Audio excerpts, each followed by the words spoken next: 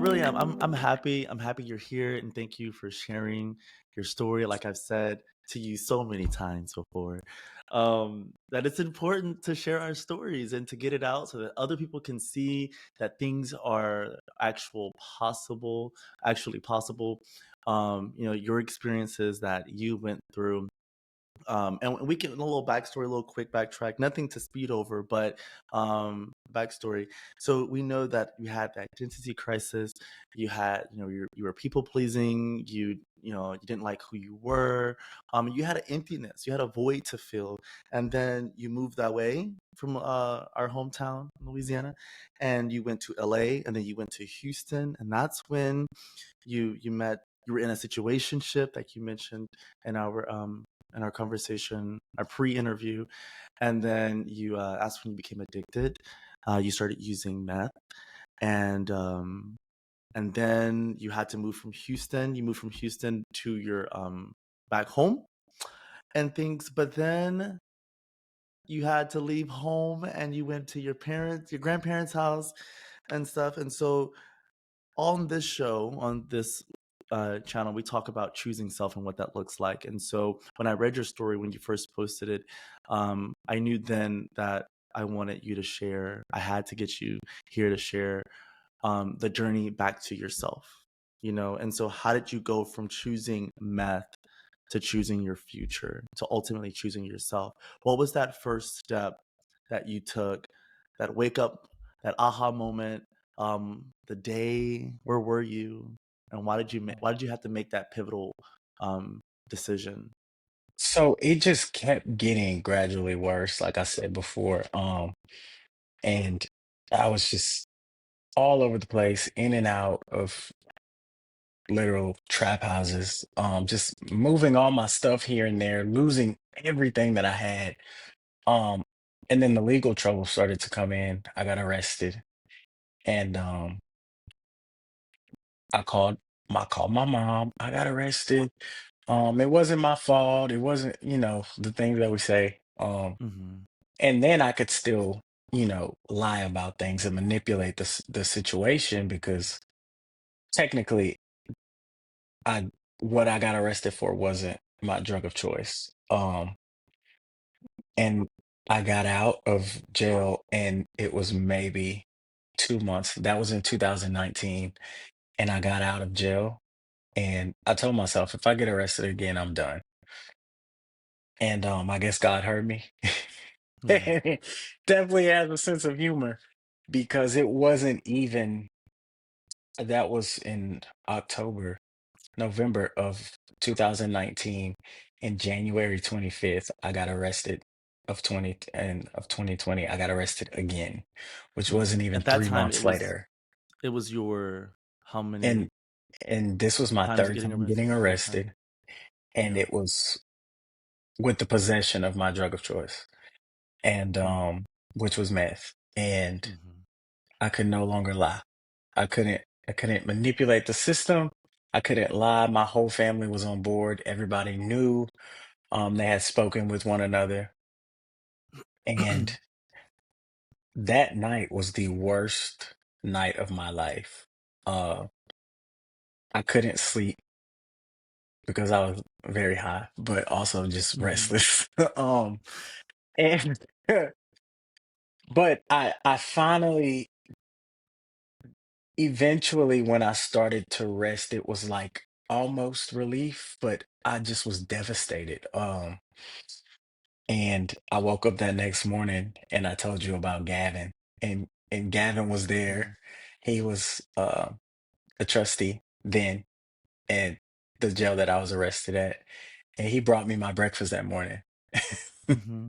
And Nice. he was happy and like just man, like, and he saw me and he recognized me and he's like, "What are you doing here?" Um, Yeah. and I said, "I don't know."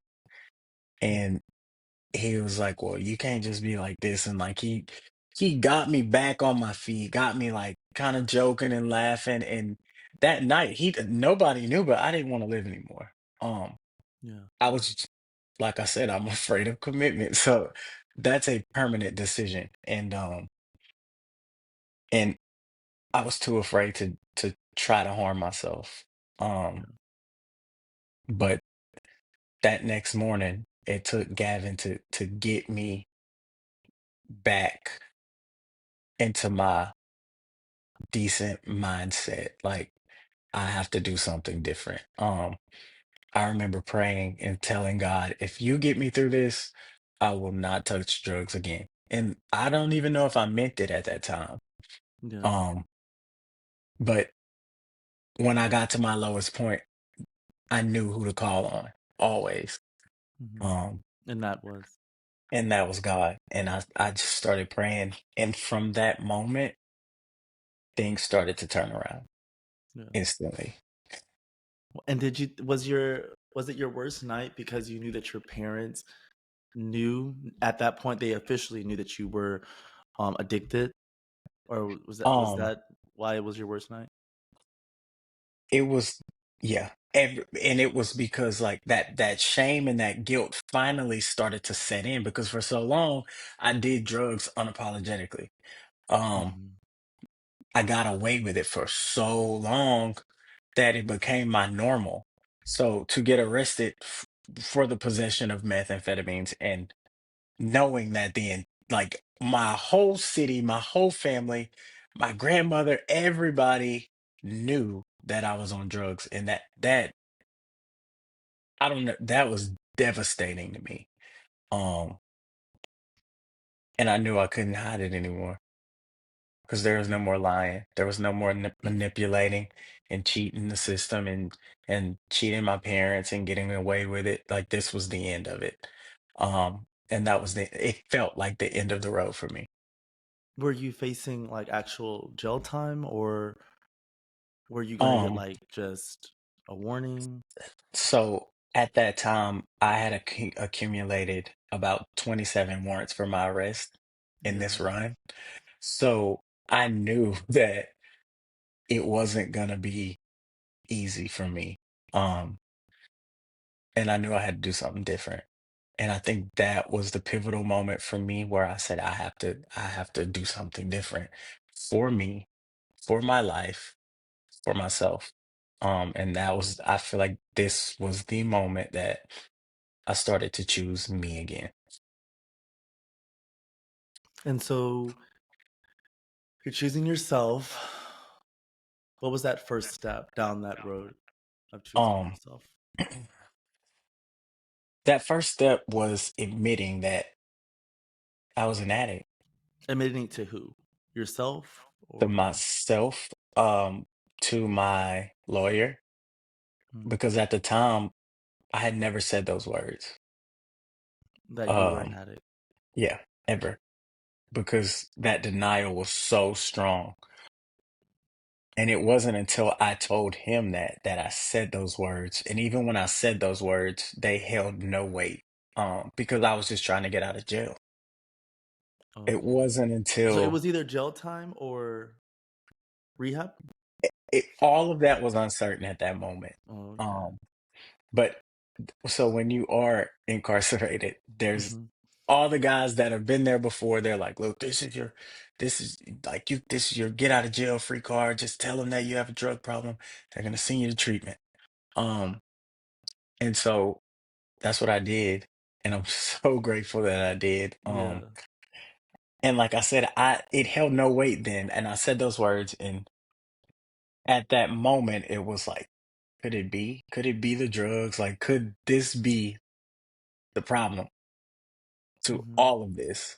Because for so long, the drugs were the solution. Um, Right. It helped you fill and that void. it helped me fill that void. You weren't figuring. You weren't trying. You weren't like having the anxiety and overthinking. Like, who am I? Like, what is going Yes, on? it made me feel larger than life. I didn't care Yeah. about what people thought. It gave me that false sense of security. It gave me that false sense of confidence. And but it broke me down to literally nothing. And so in that moment is when I was like, could it possibly be? But even then I still wasn't fully convinced. Um, it wasn't until, and like I said, things just kept getting better, even in jail. I started going to NA meetings in the jail. And at first, it was just a reason for me to get out of my cell. But Mhm. God, there's these two older men that came in, and one of them, his name is Russell J, and he actually just passed away not too long ago. But these Mhm. men came in there, and they were just so happy and just laughing and cutting up, and it was infectious. And they what they gave me then was hope. Um, hope that maybe I could get out of here and do something different. And Mhm. so I got a call from the treatment center, and Miss Shanna called me, and I had admitted that I was an addict, but it wasn't until Miss Shanna started asking me the assessment questions from the Mhm. treatment center that I had to get real with myself. Um, and she would ask me these questions, and I was lying and sugarcoating things, and she was like, "Look, I need you to be honest with me and stop BSing so I can help you." And that was the first moment that I feel like I got real with the situation. Um, and that I finally was honest with someone else and myself about my drug problem. And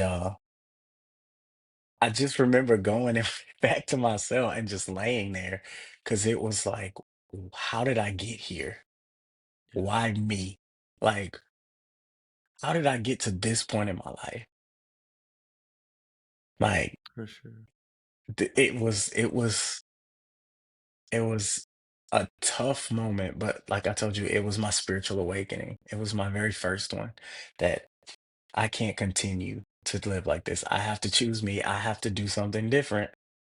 And I went a couple of days later, I was accepted into treatment and I walked into treatment in handcuffs. Mm. Okay. Yes. Yes. And how did and what was the next step after that? You're in treat. What you Um, also said you chose the 12-step program, yes. So, and so you're still in recovery now, correct. and you It work yes. for. And so now I work for the Louisiana Bridge program, which allows people to come into the ER with substance abuse, anything Mhm. substance abuse related, and I get to get them the help that they need. So the company you work for now, is it the same company that you were that you're in treatment with, or is it two different? Mm-mm. Because you said the lady hired you. Who? So yeah, so funny story. So I get to treatment. For the first 2 weeks, I just kind of pencil whip things. I do what they tell me to do, and then Mhm. a panel comes in, and it's called H&I, and it's basically people who are in a 12-step program. And this 12-step program that I chose is Narcotics Anonymous. And it's people of all different shapes, sizes, colors, ages, and they come and tell their story.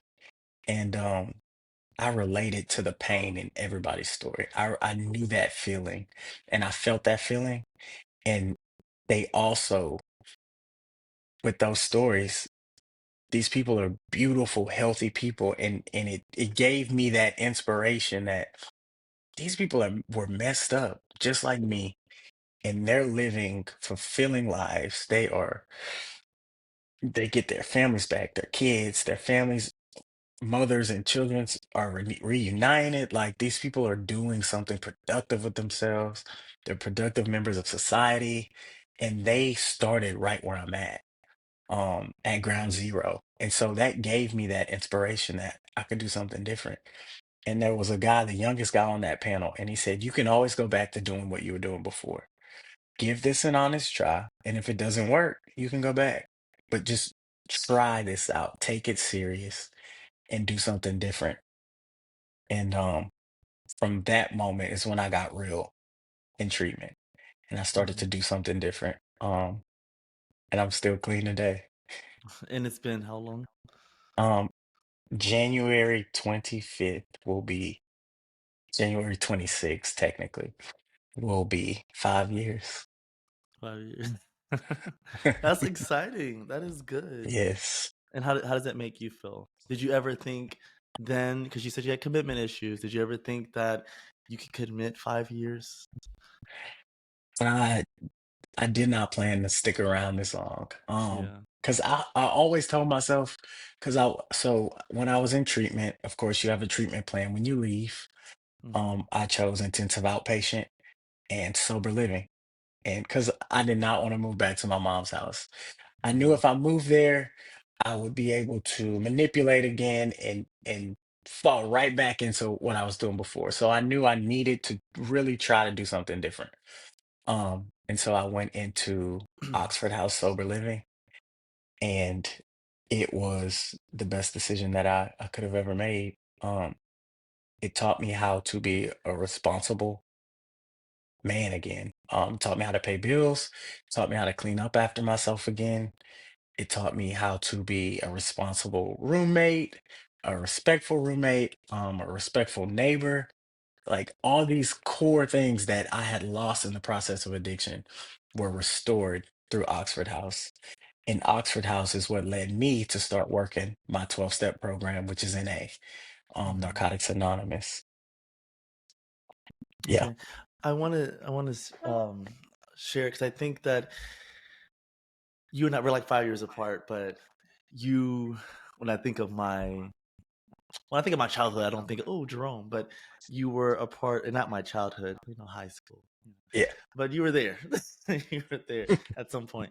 And, and so everything you're saying, like, I 100%, I remember myself also being in those same, like, corners, those same pockets of life, and not liking my sexuality, not liking, um, no, being a people pleaser, having an emptiness. You said you had sexual trauma at an early age. I relate to that. Another thing you mentioned was identity crisis, not knowing who you were. I relate to all that. And then you left. I left. You did one semester. You say you did good. I did not. I did But okay. after that, I left. I moved to Texas, and I think your saving grace, or where you actually grew up and you found your voice and your purpose and calling for you, that was this program. That was the whole experience. I think mine was the military. Um, and they were both intense decisions, but it was also like a, you didn't want to move back home and I didn't want to move back home. So it was really like a, we got to make some shit work. We really got to do Yes, this. most And definitely. yeah, because the other side of that, we weren't for it. But I completely understand, and that's why it's so important. I feel like no one has a blueprint on life, and a study guide or a curriculum is what I want to say on life, or even how to parent or anything like that. But when it comes to parenting, I feel like everyone else was starting to figure themselves out in high school, and you and I in the pre-interview we talked about this, and how you really didn't know, and neither did I. And but I do feel like when you're going with the grain, we were not. When you're going with the grain, it's so much easier to build your foundation, to put the pieces together, because not only has society made it easier for you, but you have support, overwhelming support for you to do that. And you and I didn't. First, we're going against the grain. We're in what I consider a small town in Louisiana. We don't have this overwhelming support. We're we're like, oh, who am I? What am I? You had your sister as this big powerhouse in your life to have those conversations with you about your sexuality. I had my cousin Quentin, and so we're just trying to figure things out. But then you're also dealing with like the sexual trauma as a kid, which that's a different lane in itself when it comes to trying to figure and unravel that out. Um, and then also your sexuality, because the Bible, like you mentioned again in the pre-interview, that the Bible and our religion, it just doesn't look good for us. It doesn't look Not good for us. And so for it's so much you're dealing with. I understand the void, and people want to judge, and they want to look and say, well, he didn't have to do that, or they don't have to do that, or whatever, when it comes to addiction or just being who you are. But I feel like if you don't really walk in those shoes, you don't really truly know. A part of this, coming out later this month, is a conversation I had with my mom. and she just opens up on how she went from being like to just being an overwhelming supporter. I talk to her. I don't talk to her every day, but it almost feels like I do. And I would even consider her in large portion, one of my closest friends. But we had a really intense time, an intense time. But so much has happened, and she's gonna share that in her show on what the steps she took and what that looks like now. But I just think it's so important to share your story, and so yeah, no, but congratulations on this. I'm so for 5 years, you look good, you're doing good, and you're back at home. I don't know if you want to be home, not home, Yeah. but in Lake Charles. I don't know if you want to be in Lake Charles or Hmm. not. I don't know who would want to be, but I'm so happy that you're doing good and stuff. And so yeah, what advice would you give to someone who not necessarily is going through addiction, but who's dealing with something and they're Um, not choosing themselves. They're choosing everything but themselves. They could be choosing a man, a woman, um, a job, or whatever. They're just not choosing what's best for them. What advice would you give them?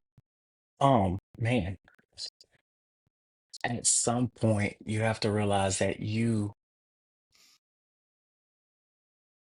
have to deal with you.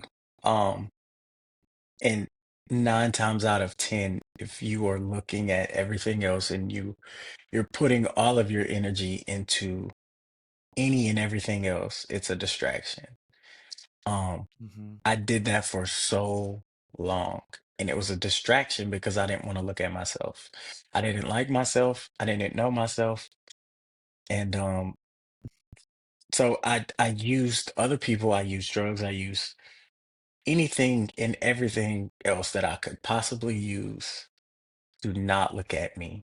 Um, and once I finally cleared the distractions and started choosing me and focusing on me, things just happened. It just started A happening. hundred Like, percent, 100%. and like throughout that entire process, I had so much outside chaos in my life. Like I said, family conflict. I had just conflict, just chaos. The legal issues, the financial stuff. Like it wasn't until I fixed me that everything around me started to heal. My family conflict that is resolved. Like you said, me and my mom is my best friend.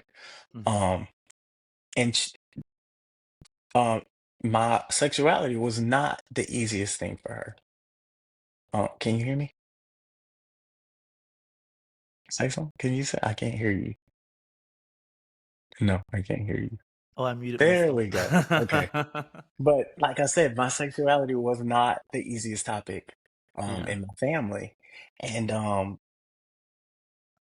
once I admitted that I had a drug problem, that no longer was relevant. Because now we have real things to deal with. We have some Real things. things to deal Yes, with. now we Absolutely. have we have a real issue here. Yeah, yeah. And me and my mom have had those conversations and those uneasy conversations, and she's told me, she's apologized, and we've healed in ways that I never thought we would heal, and I've apologized, and now we have a healthy relationship, almost too Yeah. healthy, uh, to the Almost too point where healthy. she's like very comfortable. But like I told you, I went through recently. I went through a breakup, and another situation where I had to choose me in my recovery, and my mom was there for me. I never in a million years would have thought I had that support, but she checked on me. Are you okay? Like we sat down and we talked about it, and she gave me advice on the situation, and she told me that she's glad I'm out of that situation. Like that's where we are today. Um, my younger sister, we had no communication. Now, if I don't call her today, she'll be looking for me. Your younger sister? Yes, if something goes down in her life and she calls her big brother, she knows I'm gonna be there for her. Um, and And I'm able to do that. I'm able to be an uncle to my older siblings' kids and my other brothers' kids. Like I'm my whole family dynamic is back on track. Yeah. Um the legal stuff, it's all gone. Um when I went to treatment, I did what I was supposed to do. I went to IOP, I went to sober living, and they saw that I was making these decisions and I was staying clean and everything got dismissed. And uh a lot of money later, I eventually got my record expunged, which was a big step, you know, like for me, that was a huge step for me. And that was one of my proudest moments because now my record's clean again.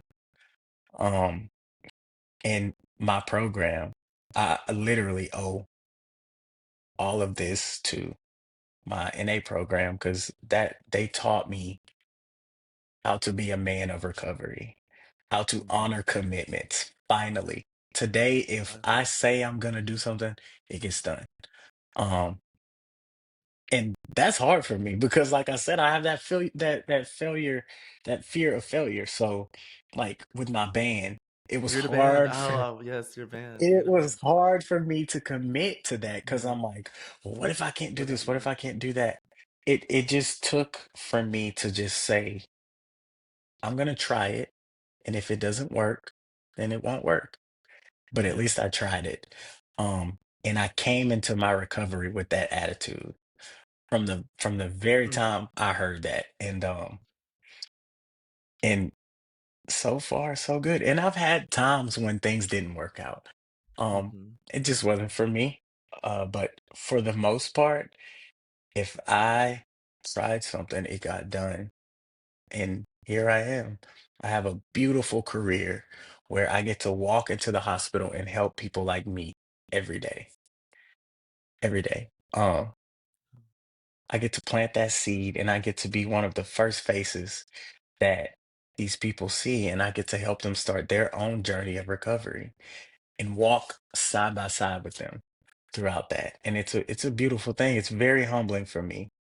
Um, because I get to see people go from where I was and I get to connect with them. I feel the pain you feel.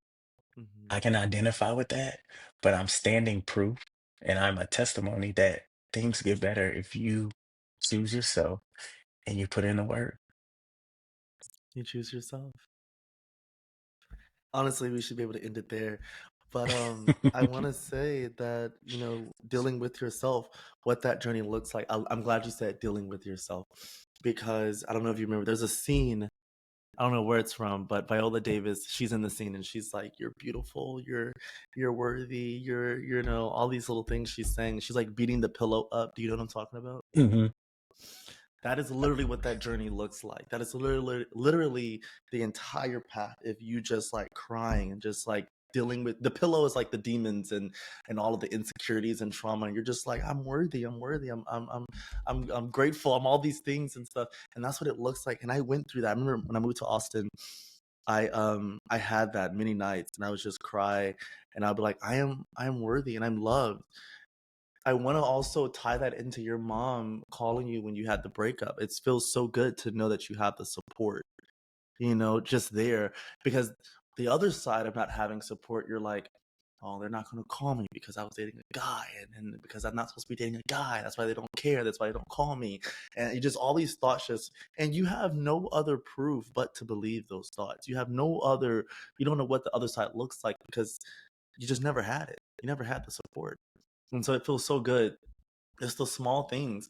Even if you didn't even go through a breakup, it's just the small things, you know, of like your mom just calling you or your dad and whoever just calling you and being like, "You good? You okay? I haven't heard from you. Why haven't like just know that you matter to someone because you feel like your life's decisions you have disappointed so many times. You have disappointed others, your loved ones, so many times, and to know that you crossed their mind, like you said about your younger sister. Um, she's amazing, but your younger sister, and she's just like, I haven't heard from you. That feels so good, especially when you know that you have you may have disappointed them or hurt them. And so, yeah. But honestly, it all starts with choosing yourself and dealing with and unpacking, unwinding, unraveling all those things. And so, but yeah, I thank you so much for sharing your story, for being here, saying yes. And so, thank you. Or anything.